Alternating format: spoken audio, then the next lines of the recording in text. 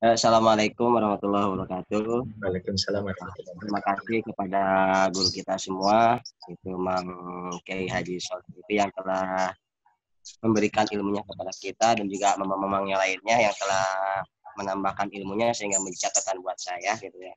Dan tadi saya acungkan ke masyarakat itu kita mulai ubudiyah yang paling dasar. Dalam kesempatan ini mungkin saya hanya ingin penjelasan dari Mamang dua pertanyaan.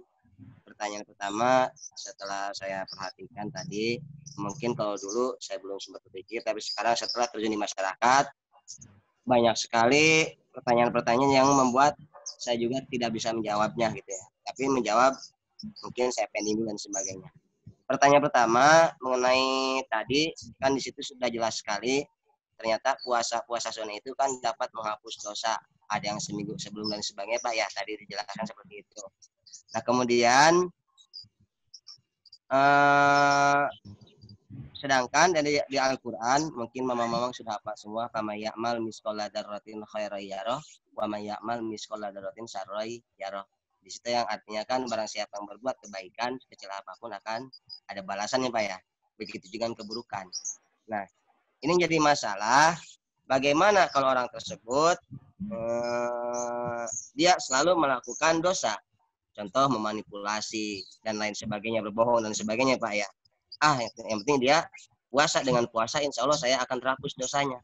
Tapi kalau dilihat dari segi Al-Quran itu sangat berbeda sekali. Jadi mohon penjelasannya Pak. Kadang saya suka bingung ngejawabnya gitu Pak. Nah kemudian berikutnya yang masalah tadi yang di luar puasa sunnah tadi yang sebutkan tadi, memang saya pernah dengar gitu Pak. Sempat yang bertanya, memang Pak amal ini harus ada puasanya. Seperti orang-orang yang maaf mungkin yang pernah belajar di kanuragan atau seperti katakanlah ilmu-ilmu yang jauhkan, mungkin baru dengar ya Pak ya, yang jauhkan itu apa ini, itu kan biasanya di Sunda. Nah biasanya mereka itu kalau mau mengamalkan itu harus lakukan dengan puasa sebetulnya. Maka saya jawab memang ada seperti itu, nanti saya planning dulu seperti itu. Jadi ada dua pertanyaan gitu kan Pak. Nah bagaimana menyikapinya seperti itu Pak. Tadi yang pertama antara puasa sunnah itu dapat menghapus dosa, sedangkan dia berbuat dosa terus seperti berbohong dan lain sebagainya dengan alasan wah nanti akan dihapus. Sedangkan di Al-Quran sendiri sekecil apapun yang tadi pemaya amal misal itu udah jelas sekali gitu kan Pak. Gitu. Kemudian yang kedua, kadang mereka apakah harus setiap kita mau mengamalkan sesuatu harus dikuasai kata mereka itu mahar. Itu bagaimana jawabannya? Terima kasih. Mohon maaf. Assalamualaikum warahmatullahi wabarakatuh. Terima kasih Mang Aceh pertanyaannya. Silakan untuk dijawab atau dikomentari. Karena Mang Aceh ini sudah sangat terjun di masyarakat dan mengamalkannya. Ya, sampai Mang Ayub, Mang Ayub. Mangga, Mang Ayub. Silakan Mang Ayub. Mana Mang Ayub? Ntar dulu, beliau lagi menghidupkan mikrofon. Ya, silakan. Alhamdulillah Mang Aceh, Mang Aceh udah biasa itu yang ngajar di bapak-bapak jadi selalu ada paknya. Saya pengen sebenarnya kepleset Bu juga gitu, tapi kok nggak saya tunggu-tunggu dari gitu ya Bu gitu, nggak ada selama ini ada. Saya mau itu aja menambahkan mengenai apa tadi yang disampaikan oleh Mang Aceh yang terakhir aja ya, yang mengenai jangjawokan itu ya. Mengenai jangjawokan yang diinikan dengan puasa ya. Ya sebetulnya untuk puasa itu pada dasarnya ya semuanya itu disunnahkan. Maksudnya setiap hari pun itu disunnahkan gitu ya. Hanya yang tadi masih diperdebatkan itu tadi yang puasa dahar, yang puasa setahun full gitu ya, kecuali hari raya hari raya Id dan hari raya Idul Fitri dan hari Tasyrik. Idul Fitri, Idul Adha dengan hari Tasyrik Nah, itu memang hukumnya haram kalau yang 5 hari itu dalam setahun. Selain itu, kapanpun kita mau berpuasa, silahkan. Gitu. Hukumnya sunat, karena Rasulullah SAW pun ketika di rumahnya, ketika beliau bertanya kepada istrinya, Sayyidatina Aisyah, apakah hari ini ada makanan? Sayyidatina Aisyah menjawab tidak ada. Maka kemudian Rasulullah berpuasa pada hari itu. Nah, itu berarti tidak hari apapun gitu pada dasarnya. Hanya ada yang lebih afdol, puasa Senin Khamis dan sebagainya. Puasa Ayyamul Bid gitu. Untuk puasa yang di luar itu, misalnya puasa tadi Mang Aceh punya amalan jam jawokan misalnya harus diamalkan sambil puasa. Nah, puasanya itu silahkan aja puasa sunat ya, hanya untuk yang jawokan dan sebagainya. Yang jawokan itu sebetulnya amalan-amalan yang dikarang gitu ya.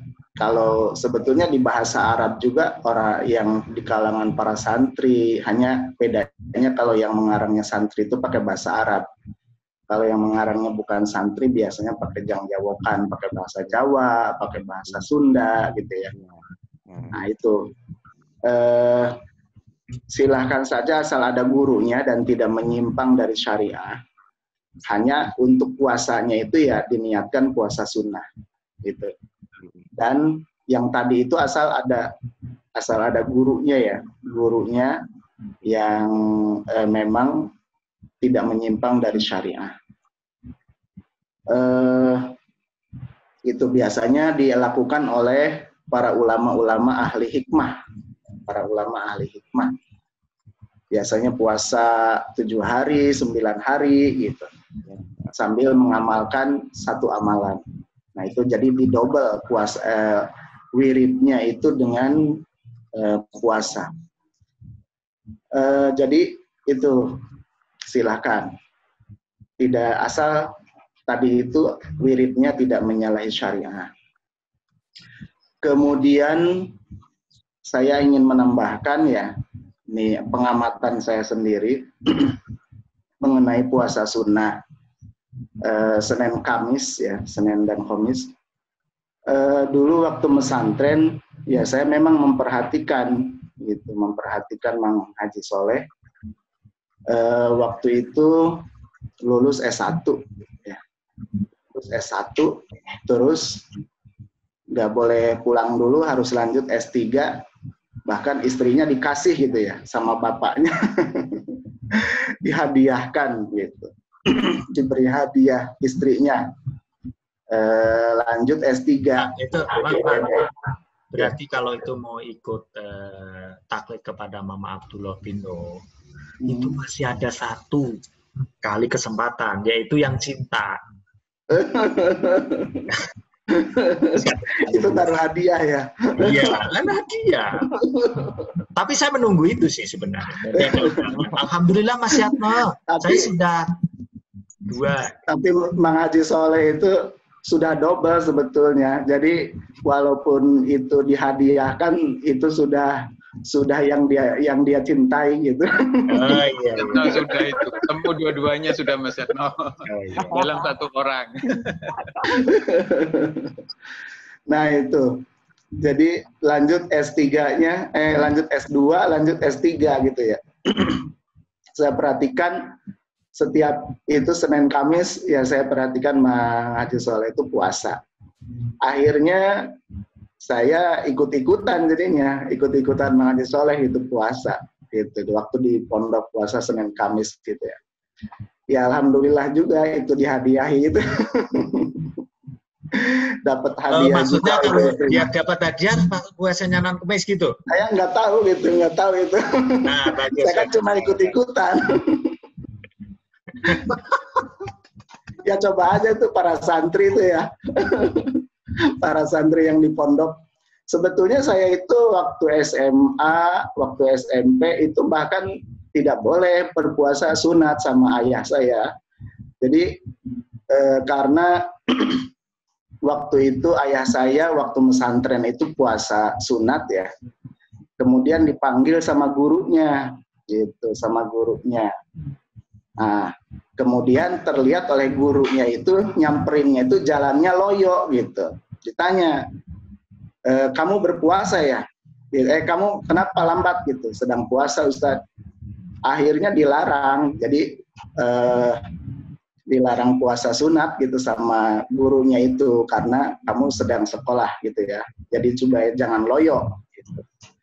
Nah itu akhirnya ke saya pun seperti itu gitu. Jadi kalau sedang pesantren, sedang sekolah gitu ya, nggak usah puasa sunat gitu. Ya sampai saya lulus SMA ya puasa sunat saya nggak terbiasa gitu. Tapi ketika kuliah saya memperhatikan Mang Soleh jadi ke bawah-bawah juga. Nah itu pengalaman waktu pesantren itu seperti itu. Memang itu hikmah-hikmah yang tidak kita ketahui seperti apa. Kemudian itu saja, cukup dulu ya tambahan dari saya, silahkan yang lain. Terima kasih. Saya mungkin menambahkan yang poin 1 yang dari Mang Aceh belum terjawab ya. Mang Aceh nanti anu aja, kalau saya nggak pintar bicara kayak begitu, jadi ada syairnya ilas tulil firdaus aja, itu jawaban yang nomor poin 1 dan poin 2 ya. Itu kan tahu bahasa Arabnya, ilas tulil firdausi, nah itu terusin. Nah itu jawaban nomor 1 dan nomor 2 ya. Kira-kira ilas tula itu ya. Itu jawaban nomor 1 dan 2. Silakan, ada lagi? Ya, nambahkan sedikit lagi, Mang. Masalah apa? Masalah itu kan tadi biasanya puasa itu kayak puasa apa namanya? Puasa Asyura itu kafaratu sanatin, menghapus 1 tahun. Kalau puasa Arafah itu kafaratu sanatain, 2 tahun sebelum dan sesudahnya. Yang jadi perdebatan sengit kan ini dosanya dosa yang mana kan, seperti itu. Di sini di Imam Nawawi yang paling dipegang oleh Ahlus Sunnah wal Jamaah, termasuk pendapatnya Syekh Qadhi Iyad itu, bahwa yang dihapus itu in ghufranis shaghair. Jadi hanya dosa-dosa kecil saja. Dunal kabair huwa madhabu ahli sunnah. Wa anal kabaira innama tukaffiru taubah. Jadi kalau dosa besar itu yang bisa menghapusnya adalah taubat. Ya, kita pahami bersama bahwa taubat tergantung, kalau kita dengan Allah berarti hanya 3, kalau dosanya dengan makhluk itu berarti 4. Salah satunya minta ridho dengan makhluk. Nah ini mungkin gambaran bagi kita kehati-hatian dalam bermuamalah dengan makhluk. Kalau dengan Allah gampang, kata tadi Mas Mang Yatno, ditinggal ilahi lastulil firdausi a'la, selesai. Tapi ketika kaitannya dengan makhluk, dengan menyakiti dan lain sebagainya, itu yang paling susah. Makanya biasanya kan kalau orang-orang ini kalau mau puasa minta maaf, atau pas lebaran ya halal bihalal, itu minta kehalalan di antara makhluk, karena ini yang paling susah seperti itu. Tapi yang penting kita sudah meminta maaf. Paling ya memang yang paling bagus sih asin ilaman asa'a ilaik. Jadi berbuat baiklah kepada orang yang telah berbuat jahat kepada kita. Kadang-kadang kalau kita dijahati, untuk ngasih maaf juga, apalagi sudah dalam, itu susah sekali kan, seperti itu. Atau di Qur'annya afina anin nas, itu susah sekali. Itu saja. Assalamualaikum warahmatullahi wabarakatuh. Waalaikumsalam warahmatullahi wabarakatuh. Tapi kalau halal bihalal tuh jangan di Arab Saudi, Pak. Karena itu penjual cewek-cewek itu ada yang wanita, yang pria itu ngomong teman saya. sini, saya halal. Saya jangan Bu. Ibu nggak halal buat dia, saya bilang begitu. Barangnya yang halal. Saya bilang. Ya kalau mau jual beli kan begitu ya di sana. Halal. Ya, halal. Bukan halal. jual beli. Kalau halal itu biasanya kayak kalau Mang Haji Aceh, Mbah Yai Soleh itu atau yang sudah pernah haji sana, itu biasanya orang Arab kalau ngasih ke jamaah haji itu halal. Jadi ngasih aja, itu gratis gitu. Halal. Jalan. Ya, makanya Duna, halal. Waduh, gratis itu. Gratis. Boleh Mas Yatno saya tambahkan? Silakan, Bang. Silakan. Oke,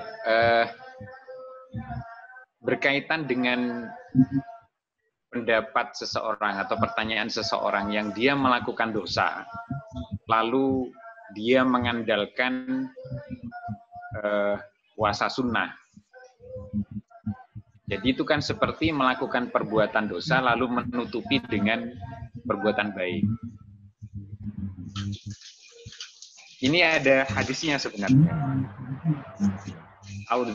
Qala Rasulullah SAW, riwayat Imam Ahmad, masuk Hasan Sahih. Riwayat Imam Ahmad dan Imam Tirmidzi. Qala Rasulullah SAW, ittaqillaha haitsu ma kunta, bertakwalah engkau kepada Allah di mana saja engkau berada. Wattabi'is sayyi'ata al-hasanata tamhuha, dan ikutilah perbuatan buruk itu dengan perbuatan baik. Amal dosa dengan amal yang berpahala. Tamhuha, itu dapat menghapusnya. Wa khaliqin nasa bi khuluqin hasanin, dan berbuat baiklah, berakhlak baiklah kepada manusia dengan akhlak yang baik. Wattabi'is sayyi'ata al-hasanata tamhuha, iringlah perbuatan dosa dengan amal kebaikan, itu karena memang amal kebaikan itu dapat menghapus dosa-dosa itu. Tetapi menghapusnya itu memang tidak menghapus dosa itu, tapi kalau saya memandangnya begini, ketika amal itu ditimbang, amal dosa, amal baik, itu tetap kan tercatat semua memang. Amal buruk dicatat oleh malaikat, amal baik dicatat oleh malaikat. Nah, amal yang bisa menghapus amal buruk dosanya itu adalah amal kebaikan yang lebih tinggi dibanding dengan amal buruknya. Sehingga timbangan amal baiknya lebih berat. Nah, ini terhitung seperti menghapus dosa. Tetapi memang orang yang istiqomah berbuat dosa dengan seperti helah, seperti berkelit, lalu saya tak puasa saja, atau lalu saya tak wudhu saja, kan perbuatan dosa maksiat mata dengan berwudhu yang ringan-ringan tadi, yang dosa-dosa kecil itu lalu bisa menjadi hilang. Itu dia tetap berada di dalam kekhawatiran. Karena mungkin amal baiknya, kalau niatnya seperti itu, justru tidak bisa menghapus dosanya, atau amal baiknya dinilai sedikit pahalanya oleh Allah SWT. Sehingga tidak bisa menutupi dosa-dosanya.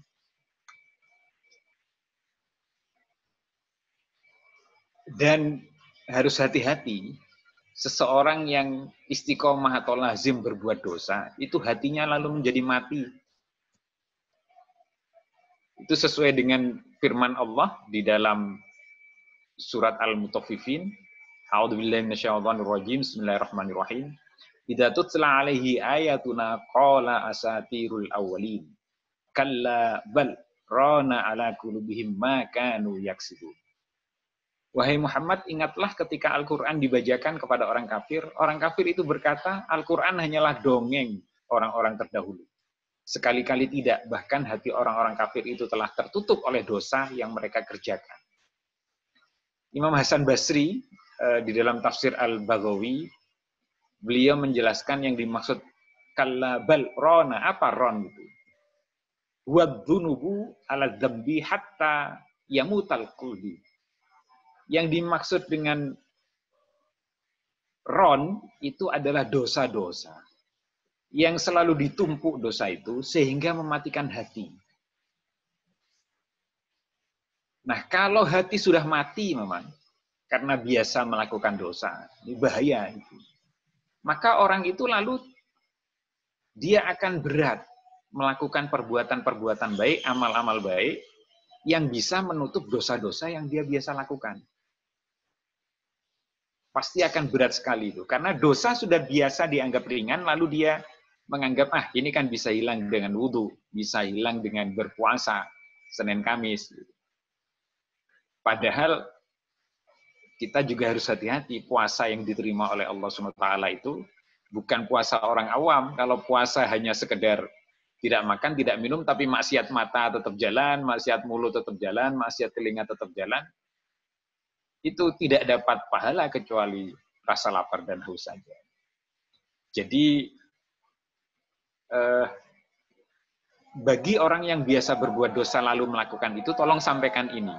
Yang pertama, bahwa belum tentu amal baiknya itu, kalau ditimbang, lebih besar dibanding amal buruknya. Yang kedua, amal dosa yang dilakukan terus-menerus itu bisa mematikan hati, dan pada suatu saat kalau hati sudah mati, itu Anda akan otomatis tubuh diberikan oleh Allah berat untuk melakukan kebaikan-kebaikan itu. Itu masih baik itu ya, menyadari dosa dilakukan terus-menerus nanti ditutup dengan pahala. Yang justru kalau hatinya sudah mati, lalu merasa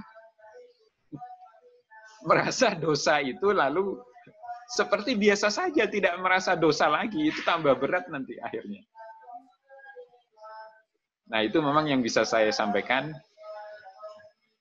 Mudah-mudahan yang bertanya itu nanti sudah makin mengurangi dosa-dosa, terus semakin meningkatkan perbuatan-perbuatan yang berpahala. Terima kasih Mas Yatno. Mangga, Assalamualaikum warahmatullahi wabarakatuh. Waalaikumsalam warahmatullahi wabarakatuh. Waalaikumsalam warahmatullahi wabarakatuh.